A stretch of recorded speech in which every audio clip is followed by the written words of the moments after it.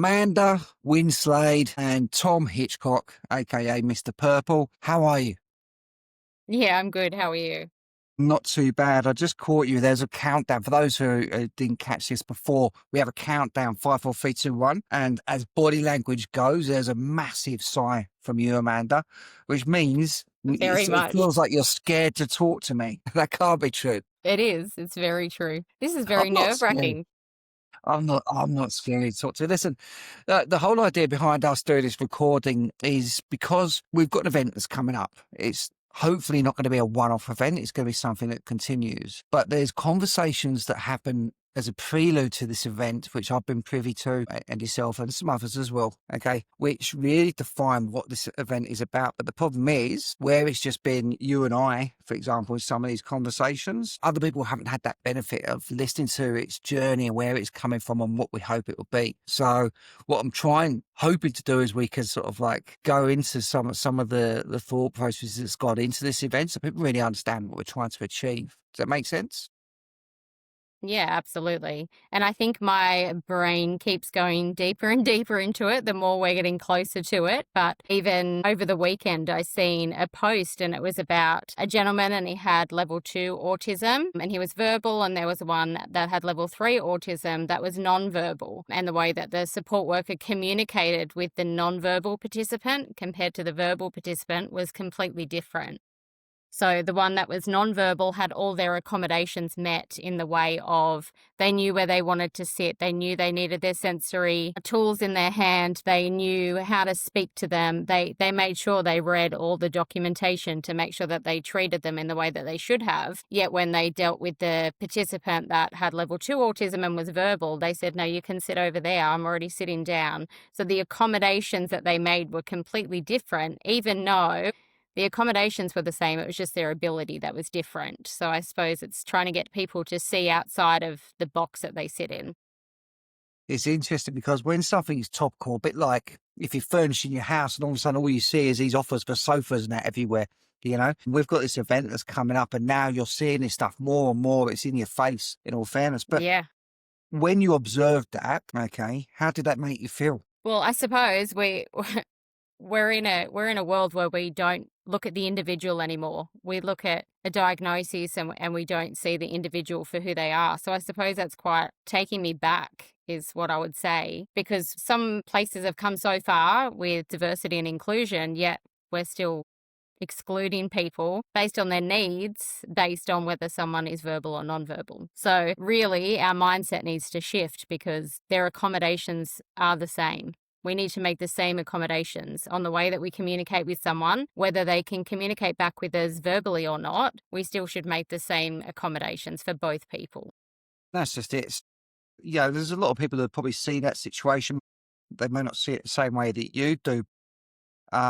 There's an opportunity there, okay, and there's we can read it in a negative sense, but we can also translate that negative emotion into a motivation. Okay, so by the sounds Yeah. of it, that's reinforced to put an extra spring in your step. No, we've got to make this event work because this is exactly the type of situation we want to fix. Yeah, I even had other providers that come on board with us to run this event. I won't name anyone, but we spoke about having autism and ADHD and being neurodivergent. And the way they process to the way I process is completely different. Yet they had accommodations that weren't made for them and they were made to feel like they were slow and they couldn't progress. Whereas my brain overthinks and verbally just throws things out all the time without actually thinking about it. And then I overthink in the background. The processing was kind of the stepping stone there. But again, that treatment was still the same when they were growing up to what it is now. So we need to do something that's positive and shows people that it doesn't matter if someone processes differently, if they communicate differently, that we can still make the accommodations that's needed. So it's just, I suppose, putting it all together, Okay, so for showing those people people, what communication can look like.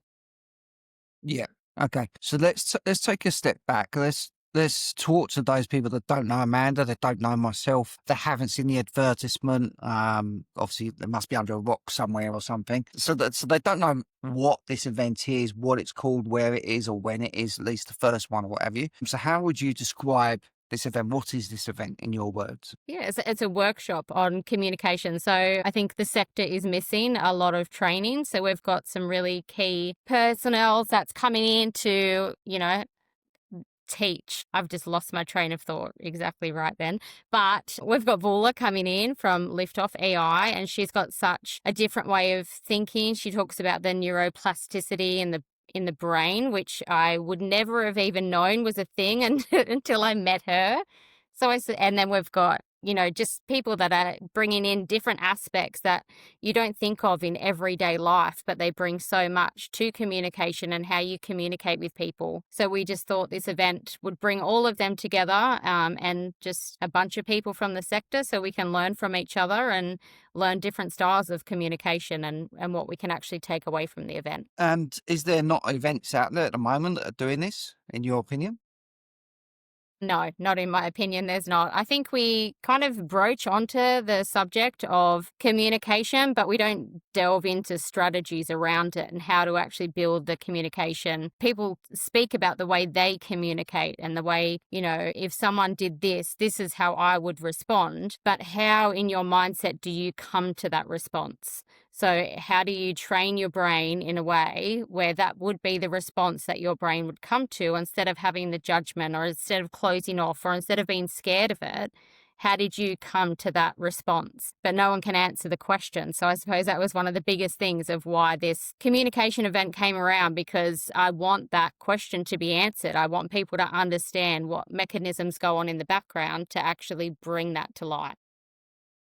That so I'm going to recall a conversation that we had together when we agreed to co-host and create. Okay. And correct me if I misunderstood, but I think I'm right. Okay. I'll get things wrong all the time, though, which I'm comfortable with. But we were talking about events that we've both been at recently in the NDIS sector, where they were talking some really nice topics. So the example that we shared was where this particular event talked about how it's good to have a growth mindset. Okay. Anybody listening to that comment will nod. Yes, it's good to have a growth mindset. I want a growth mindset. Yes, yes, yes. I don't believe there's anything new there. Okay. That statement in its different variations was repeated a few times at said event. So people could nod and agree again. Right? But it never went any further. It stopped there at very, very surface level. It didn't say, firstly, why is it good to have a growth mindset? How do we cultivate a growth mindset? How do I determine if if I'm utilizing a closed mindset when I think it's open?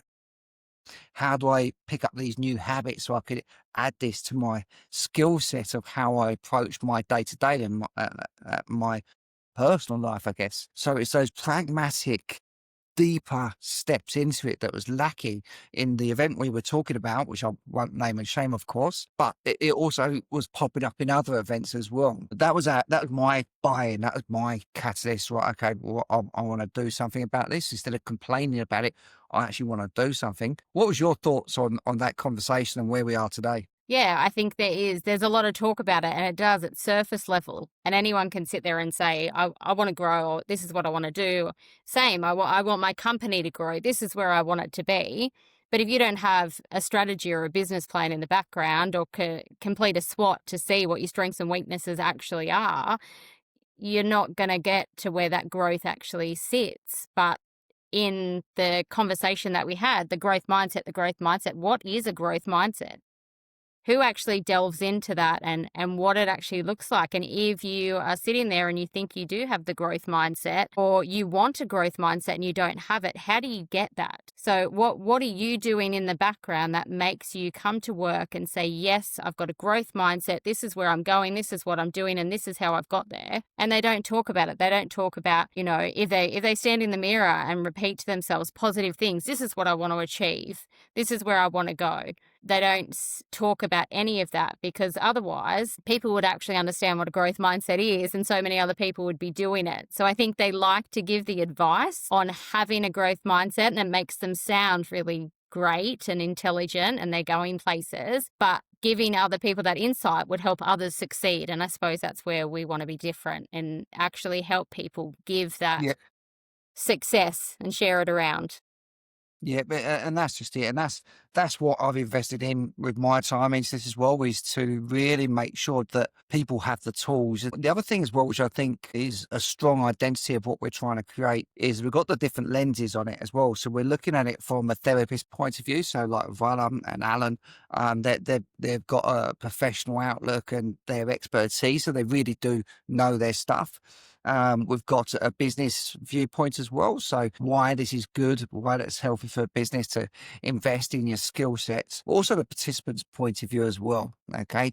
I was having a discussion with someone who's very much respected in the NDIS yesterday, and their pet hate is how people with disabilities do not have a seat at the table when we're talking about disabilities. It's like everyone, your mates going away and making their mind up about you and your life on your behalf. You're not there and you haven't got a voice, and it's such a shame. But we're welcoming everybody so we can have that sort of holistic viewpoints, that sort of like well-rounded lens on the topic, so we have the takeaways and tangible takeaways that will be effective. Yeah, absolutely. And I think it is so important that I suppose to realize that, yeah, a lot of us are in the sector and we either care for someone with a disability or we have disabilities ourselves. And it's the way that people look at you. So if I come into the room and I said, "Hey, I'm Amanda, this is who I am," people speak to me and they're like, "Hey, how you going?" Like if I said, "Hey, I'm Amanda, I have a disability," they'd be like, "Oh, I'm sorry to hear that." And it's just it takes you back, and it's like already I'm less than, without having to say any other words. Already I'm less than, because that's confronting to them and they don't know how to approach the situation. Whereas they could ask any question that they wanted to in regards to it, but they always get taken back, and their approach is always to kind of, feel sorry for them, when it's not. It's their life. They have the same similar life to what everyone does. Everyone's an individual. So it's seeing them as a whole and as a person and as an individual and what they bring to the table, and not, they're not there to feel sorry for. They're there to empower, to give them that independence back. And so many people, I suppose, scoot over the topic, and everyone goes back to NDIS and choice and control. But it's not about what they want, because what they want is what everyone wants. Everyone wants different things. I would love to go to America tomorrow, but I can't. I can't afford it. I can't go. So NDIS is exactly the same. When they have things that are outside of the scope, they can't have them. So it's just treating them as an individual, not looking at the identity of a disability or, we've got a disability and inclusion clause. It's just seeing the individual for who they are, what they bring, and where their strengths lay. We're definitely on the same page with that, but I think it's also about the human condition. So if we take a step out from that, when people ask the question, "Hi, Amanda, I'm Tom," brilliant, nice to meet you, Tom. What is it you do? And the reason we ask that is to work out what level of respect I should be giving you. I'm a CEO. I'm a this. I'm that.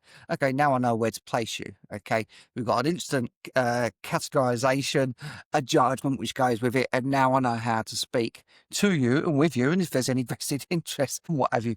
And the same thing goes with what you're talking about. It's not necessarily a disability thing. It's a human condition. I mean, if we become aware of how we communicate, why we ask the questions, let's be a little more purposeful with our questions. So I'm not just asking something on autopilot. I actually want to know the answer. Going back to the "Are you okay?" stuff, when you're actually asking someone if they're okay, are you ready for a solid answer apart from, "Yeah, I'm fine. What about you?" Yeah, exactly. Be open to that. Be open for the answer. And I think it's probably one of the hardest things I've found in this industry is a lot of people come into a conversation and they already have expectations. They're coming in and they know the reason that they're coming into the conversation and what they want to get out of it. And people always say that, "Oh, like what did you want out of this conversation?" I was like, "Oh, I was just getting to know who you are, just building rapport. Like I like to be around people that I can connect with." And they're like, "Oh, okay," and they're really taken back because they expect you to want something out of it. Like everyone has a service. At the end of the day, we're all in there for business, but that's not what we're there for. We're there to build rapport with people because they're going to be people that we spend majority of our time with. So, you find people that you connect with and you find out that they're in the industry for the same reason that you're in it. And that's where you build the rapport. So, I All right. just find, yeah. I don't enjoy when people are coming into the conversation with a preconceived idea of what they're going to get out of it. Yes, and rightly so, and that's another reason. We're picking up lots of reasons, lots of motivations for creating an event like this. So the nice thing about this type of recording is it's evergreen. So people will be watching this in 2 years' time, including yourself. Oh my God, did I really say that? Or whatever. Okay. So let's fast forward. Okay. Well, actually, we'll do this in 2 steps. Step 1. Okay. The event's happened. Event number 1 has happened. What would make you happy as the outcome of that first event? Yeah, people have takeaways. They have strategies that they can learn from, and they want more of it. They want to continue learning. They want to delve into communication because it's not going to be solved in one event. And I think if people can come back to us and say, well, I really got something out of this. This is what I learned. I'm struggling with this. Perfect. We can make an event around that. We can bring people together. We can brainstorm and we can tackle it together because I think that's what we're here for. We're here to help each other grow. Okay, all right. I would be happy with those same things. And let's fast forward a year. Okay, let's say we've got some traction and we've got more and more people. We've got people coming back that was there before, which is always a good indicator that we're doing something right. What is it you think we would have achieved maybe in a year or 2 down the line of doing these events? Gosh, now you're putting me on the spot. Can I throw I it back knew at you were you? going to struggle with that one. And you know why I knew you were going to struggle because when I asked the question, I'm just thinking aloud. Really, I knew I would struggle with it as well. Oh, I should have said that, but I don't even know the answer.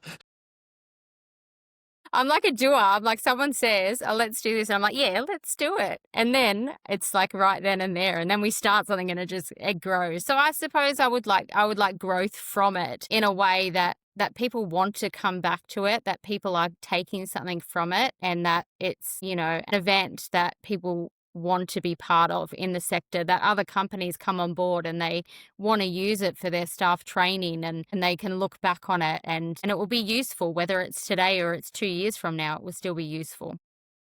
That's it. That's it. And Did that answer it? I think is about those takeaways where each thing you go away, actually, you know what, I'm going to action it. I'm going to action it now. I'm going to keep actioning it until it becomes a habit.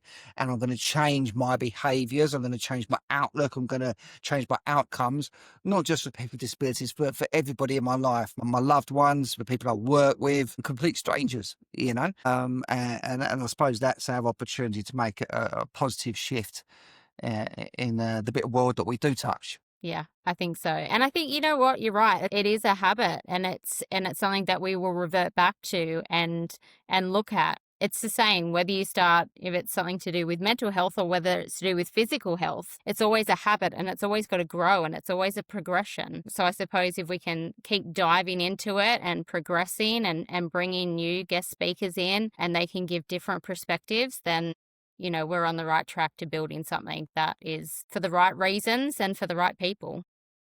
Okay. All right. Well, listen, The we're going to ones wrap up who, now. want to learn. What I'd like to do, so with your permission, would you be okay if we had a post first event conversation like this with this inclusive of the big side that you did before, just to see how you think it went and what we could do to improve it next time? Would you be open to that? Yeah, Done. I've got you recorded saying that now, so we're going to get you back on. All right, I man, had my done. fist ready under the table. All right, listen, thanks a lot for your time. And I'm looking forward to doing this event with you. Okay, awesome. Thanks.